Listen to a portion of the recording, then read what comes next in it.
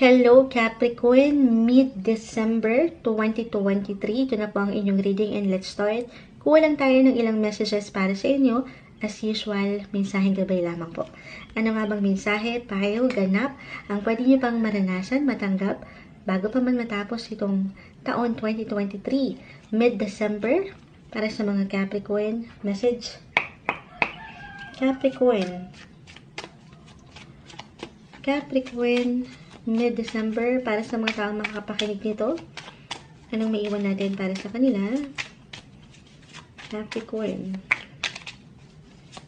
Capricorn, bilang meron tayong 10 viewers. Ayan, salamat po. Live na live tayo ngayon sa FB. 10 viewers. Capricorn is in the 10th house. Ayan. May relate lang yung chat. Hindi, pero ito na. Capricorn, ayan, sabi ko na.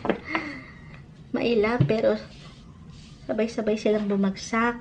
The 10 of Cups, the 6 of Pentacles. Okay. 3 of Wands reverse, the Queen of Cups, the 10 of Cups. So, mid-month of December, Capricorn. Hindi sa mamimili kayo ng kumbaga, ng higit na ipa-priority. Pero yung pinaka-umangal kasi dito, parang higit nyo lang, kumbaga magsiset kayo ng limits, ng boundaries para sa inyong sarili ngayong buwan. The Queen of Cups reverse is an indication na higit yung papakiramdaman ngayon ng inyong mga sariling pakiramdam. Or maybe isang message po yan na uunahin din ang sariling pakiramdam. Self-care, self-love. I know, gas-gas na yung ganang pagpapayo, pero ito yung umaangat dito. At yan, syempre, parang mahal ang inyong mga enerhiya ngayon, Capricorn. Parang hindi kayo all out. Para bang, hinay lang. At syempre pa, itong enerhiya na aangat, ibibigay nyo ito ng higit. Hindi lang sa sarili, pero sa mga taong alam nyong deserve nung atensyon, nung TLC, ayan, nung tender loving and care mula sa isang Capricorn. At siya, unang-unang umangat dito, ay ang inyong pamilya. Ayan, pamilya, pwede rin kaibigan, katrabaho, o ilang taong malapit sa inyong puso. Napili lang. Parang sila yung higit nyo silang hingi-hilo daw. Mekos-mekos na Simon siya. Pasensya na po. Bilang nasa Capricorn na tayo, marami nang nagdaan, na sign. Pero, dito nyo iaalay yung inyong atensyon at focus sa kanila. Dito kayo higit na mag-aalay ng enerhiya o talagang meron kayong ibibigay na something para sa kanila. Sa inyong sariling paraan. Maging ano pa man yan. 3 of Wands, Queen of Cups. Kahit pa parang meron akong nakikita dito ang higit na paglaan nyo ng me time. Maaaring maging private lang kayo. Low-key. Dito lang kayo sa mga close nyo. Mag-aalay ng energy.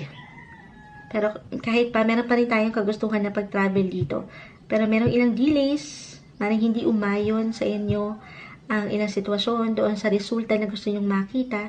May ilang kabagalan, guys. Bilang itong si Planet Mercury is currently in retrograde phase na naman. So, kaakibat niyan yung ilang kabagalan mula sa travel, transportation, communication, and even sa technology. Kaya marahil parang sagap niyo yung enerhiya na to na, ay teka, parang ang slow ng mga bagay-bagay. So, ako rin. Yung parang decision nyo mag-slow down lang muna. Mas higit na low-key yung inyong enerhiya. Kasi ilalaan nyo lang ito doon sa taong alam nyong deserve at mahalaga. Na napakaganda naman. Lalo pa kayo yung mga Capricorn. Super busy kayo and productive all the time. All the time. Hindi nyo pa man ito ma-realize, pero dito yung pagiging action-oriented nyo, goal-oriented nyo sa buhay. So this time, kahit ngayon lang, huling buwan ng taon, mid-December, iregalo nyo naman sa inyong mga sarili yung enerhiya. Okay, recharge your energy or dito, tanungin din kung saan kayo higit na magiging malakas pa. Iba-iba rin naman po tayo ng paraan ng pagpapalakas. Maaaring ito ay sa pagpapahinga, pagtutulog, pagpapaspa, self-care, self-love, sabi ko nga. Or sa paglaan nyo ng oras sa mga taong, sa inyong mga loved ones, your family. Pero definitely, kahit pa may pagka-break dito, break time, have a break, have a Kit Kat. Kahit pa, more on you rin, pero umaangat pa rin dito yung sense of responsibility na kailangan makapag-provide kayo, meron kayong maibigay. Bilang Capricorn, yan yung mga natural quality o katangian nyo Yung inyong mga puso. Puso sa pamilya. Okay? Family-oriented ang mga Capricorn. Hindi nyo pa man yan ma-realize. Pero, nandyan yung higit yung tuon din ngayong buwan na napakaganda. Para sa inyo, ngayong mid-month of December 2023, Capricorn.